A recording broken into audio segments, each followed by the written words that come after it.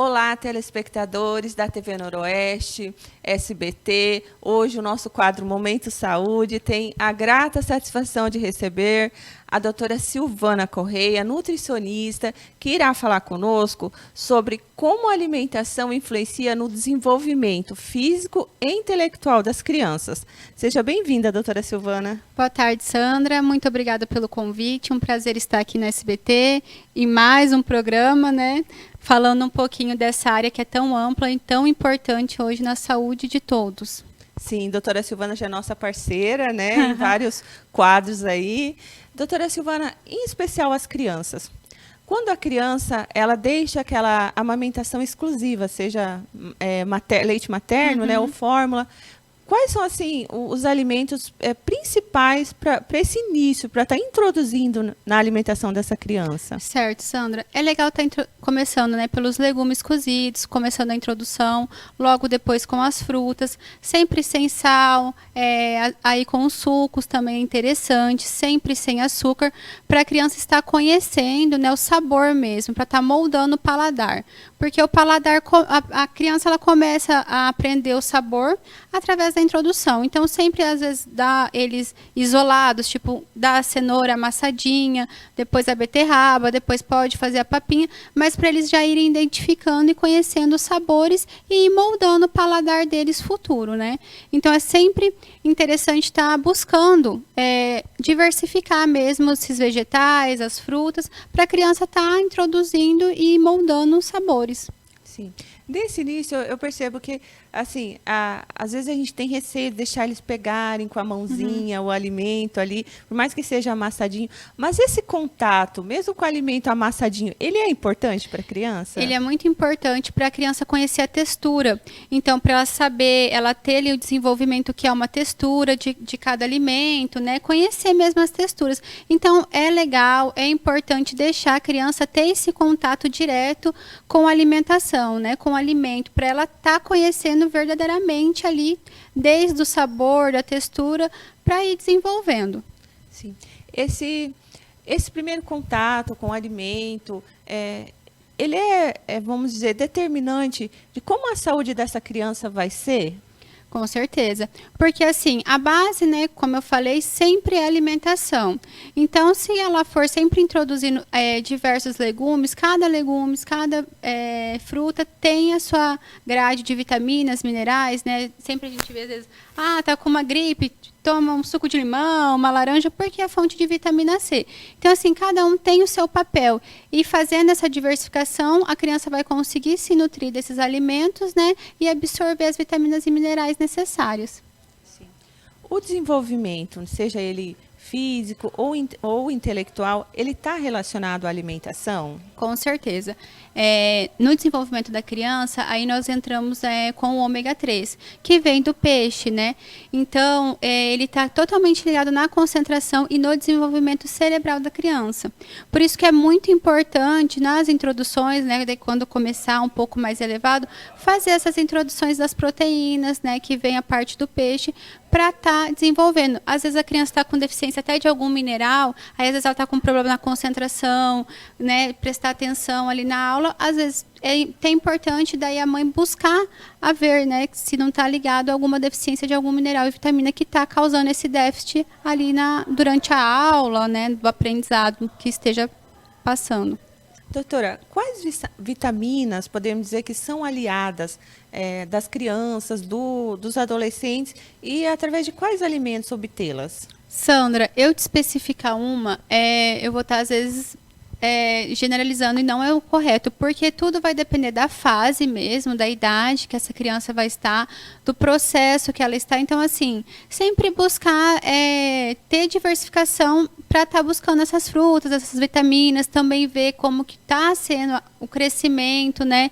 Para estar observando se é necessário, às vezes, até buscar um exame laboratorial, porque daí pode entrar com uma suplementação mais específica, porque, assim, a criança, né, vai depender desde da alimentação da mãe. Como foi a alimentação dessa mãe, aí durante a amamentação, isso tudo influencia muito. Eu vou até assim, citar um exemplo.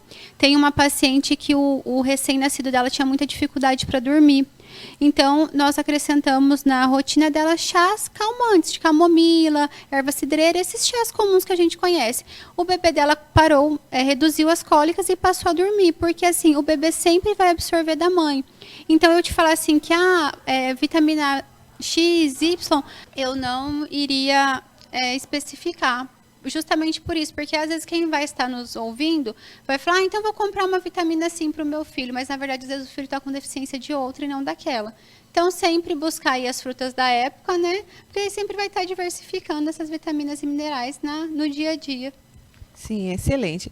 Doutora, os vilões da alimentação, tem algum vilão ou vilões da alimentação das crianças, do adolescente, que pode interferir no desenvolvimento?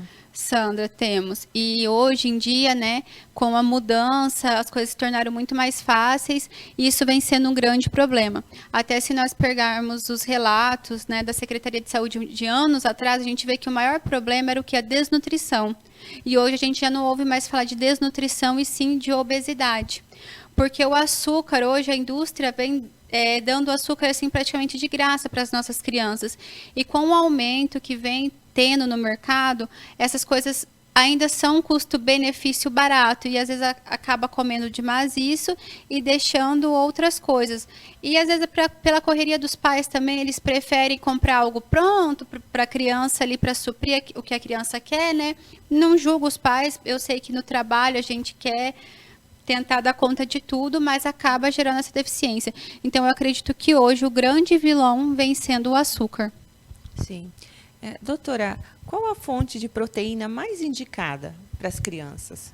Sandra, eu gosto muito do ovo, que é um alimento fácil de achar e barato. Assim, o ovo ele é um dos alimentos mais completos, ele é uma fonte de proteínas, uma fonte de gordura e também tem algumas vitaminas e minerais nele. Então, eu considero o ovo uma fonte de proteína mais completa hoje para estar introduzindo na vida da criança. Sim. Nós sabemos também que tem muitas alergias aí, né? Caso a criança seja alérgica ao ovo, pode estar substituindo por uma carne vermelha, carne branca. Aí a mãe pode estar fazendo, às vezes, um frango desfiado, dependendo da idade, né? Para estar fazendo a introdução, uma carne moída, o peixe, como eu citei, que também é muito importante, a própria sardinha mesmo pode estar utilizando. Então, assim, essas são as fontes de proteína que eu recomendo. Aí, claro, vem as industrializadas, mas para a criança não tem necessidade, eu acredito. Sim. Doutora, quantas refeições diárias são adequadas, né, para a gente ter a energia necessária e como compor cada uma delas? Sandra, eu costumo dizer assim, esse mito de comer de 3 em 3 horas, né, já foi caído por terra, mas eu acredito que um bom café da manhã, composto por proteína, igual você me perguntou, carboidrato vindo de uma fruta, ou às vezes de um pão integral, uma aveia, algo assim, uma fonte de gordura para as crianças que são saudáveis, o leite, né, que vem sendo, às vezes, também o pessoal começou a ter medo do leite, mas para a criança é legal, às vezes está introduzindo uma criança saudável, sem alergia, sem intolerância, trocar o Nescau, o Toddy, pelo cacau, retirar o açúcar, isso a gente pode considerar uma refeição legal. Um almoço, às vezes no meio da manhã, tá dando uma fruta, às vezes a gente sabe que a criança fica ansiosa em casa, mas a fruta também é legal, tá entrando nessa hora. E o almoço, eu falo assim, nada como o verdadeiro e bom prato brasileiro. Feito de proteína, arroz, feijão e salada. Acredito que é uma refeição completa. E durante a tarde, conforme for a rotina, vai depender muito. Às vezes um omelete pode entrar aí também. Novamente a fruta. Uma dica muito legal que eu gosto, às vezes, de dar para os meus pacientes, né, que tem um fluxo maior em casa, é estar fazendo o próprio iogurte natural. Sabe?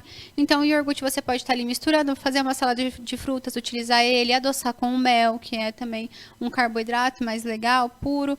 Então, tem várias estratégias que pode estar adicionando. E a janta, às vezes, repete do almoço para ficar mais fácil. Tudo vai depender mesmo da rotina da família, da criança em si. Sim. Os efeitos aí da pandemia, né, doutora, teve uma alta de preços e, consequentemente, os alimentos também sofreram com essa alta de preços. E eu achei muito interessante o dia que eu vi a sua palestra, que você falou justamente dessa questão da adaptação, de que, né, a alimentação ali, as frutas da época, igual você citou, são aliados, Sim, né? com certeza. Diante disso. Então, qual é a sua dica para as famílias? Sandra, minha dica para essas famílias é o quê? Sempre buscar o que está na feira. Ver realmente o que está no momento. Porque às vezes as pessoas elas até querem ter hábitos saudáveis, só que hoje a internet ela é muito boa, né? Mas ao mesmo tempo ela prejudica, porque daí elas seguem pessoas influenciadoras que têm uma vida, vamos dizer assim, mais fácil e acabam querendo se comparar. Daí vem alguém falando assim, porque tal alimento é o vilão, tal alimento não presta e tem medo. Mas na verdade foca na sua realidade, busque a feira, busque as frutas da época. Eu falo assim, gente, manga tem para dar e vender e as pessoas às vezes não aproveitam. A manga é uma ótima fruta, rica em fibra, rica em vitaminas. Então, assim, busque o básico que está ali. Não se espelhe tanto que, com certeza, já vai agregar muito na saúde. Sim. Obrigada, doutora, pela sua presença hoje em nossos estúdios. Eu que agradeço, sempre um prazer. Sou muito grata pelas oportunidades que vocês me dão. Sempre que precisar, pode contar comigo. Parabéns por levar esse conhecimento até as famílias. É muito importante. Porque hoje, né, com tanta informação, às vezes as pessoas acabam ficando perdidas. Então, parabéns pela iniciativa do quadro. Sim, obrigada, doutora. Lembrando você de casa que o nosso quadro Momento de Saúde, ele sempre pensa em você. Então, se você tem alguma dúvida, se você tem alguma sugestão para esse momento, pode estar nos enviando uma mensagem através do WhatsApp 9237-5976, que nós vamos estar procurando sanar suas dúvidas. Até mais.